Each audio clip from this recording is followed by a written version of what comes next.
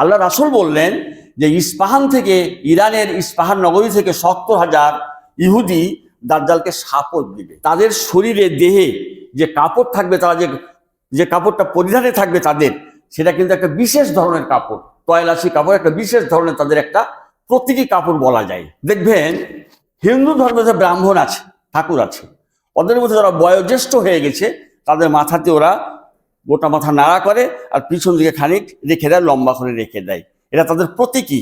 তো ঠিক এই যে দাজ্জাল থাকবে, দাজ্জালের অনুসারী ইহুদি থাকবে, এদের পোশাকে কিন্তু প্রতীকী পোশাক তারা গায়ে দিবে। আল্লাহ রাসূল বলছেন আলাইহিবুত তয়ালিসা, তাদের গায়ে একটা বিশিষ্ট কাপড়ের একটা পোশাক থাকবে, আলাদা ধরনের একটা পোশাক। রাওয়াহু মুসলিম। আমি চলে আসছি, কিন্তু শেষের দিকে চলে আসছি, একটা আয়াত দিয়ে শেষ করতে চাবো, একটা হাদিস দিয়ে। আল্লাহ বলেন, এটা হলো কি সূরা মায়েদার 57 নম্বর আয়াত, হুঁশিয়ারি সংকেত। ইহুদি থেকে, দাজ্জাল থেকে হুঁশিয়ার হতে হবে আমাদের, এটা হলো আমার বিষয়বস্তু ছিল। আল্লাহ বলেন, ইয়া আইয়ুহাল্লাযীনা আমানু, হে মুসলিম সম্প্রদায়, তোমরা তাদেরকে বন্ধু হিসাবে গ্রহণ করো না যে তোমাদের দিনকে নিয়ে তামাশা করে, রসিকতা করে। মুসলিম ধর্মকে নিয়ে যারা বাড়াবাড়ি করে, মুসলিম ধর্মকে নিয়ে যারা, মুসলমানের জীবন বিধানকে নিয়ে যারা নড়াচড়া করে, কটাক্ষ করে কথা বলে, অনেক সময় অনেক কথা বলে, বিলাপ বকে, এদের সাহায্য নিও না, এদের সাথে ঘনিষ্ঠ বন্ধুতারি গড়ে তুলো না, আল্লাহ নিষেধ করলেন। তারপর ধর্ম নিয়ে তারা বাড়াবাড়ি করে। এরা কারা? মিনাল লাযিনা উতুল কিতাব, এরা আহলে কিতাব, ইহুদিয়ান নাসারা।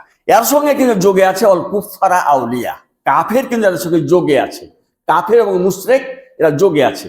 রাসূলের জন্য একটা হাদিস বলেছেন, প্রত্যেকটা দলই হলো কি কাফের, ইল্লাল মুসলিম।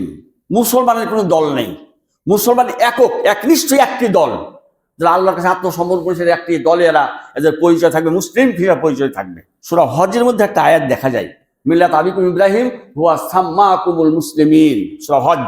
এখানে আল্লাহ রাসূল বলেছেন যে তোমাদের জাতির পিতা হচ্ছে কি ইব্রাহিম আলাইহিস সালাম, এবং তিনি তোমাদের নামকরণ করেছেন মুসলিম। আমাদের পরিচয় একটা, আমরা মুসলিম। বলছিলাম যে মুসলমানের একটি দল, মুসলমান বাদ দিয়ে যত আছে অন্য ধর্ম অবলম্বী, সব একই সুতায় গ্রথিত, একই সুতার মালা সবাই। সে হিন্দু হোক, সে পত্তলিক, ইহুদি হোক, নাসারা হোক, বৌদ্ধ হোক, যে ধর্মাবলম্বী হোক না কেন, কুল্লুহুম ফি ওয়াহিদিন, একই সুতোয় তারা গাঁথা আছে। এখন এই আয়াতটি আপনাকে নিশ্চয় আপনার সেন্টিমেন্টালে লাগবে, দাগ কাটার কথা। এই আয়াতটি আমাদেরকে সাবধান করছেন আল্লাহ, মুসলিম বাদ দিয়ে অন্যের সঙ্গে কোনো সম্পর্ক করা যাবে না।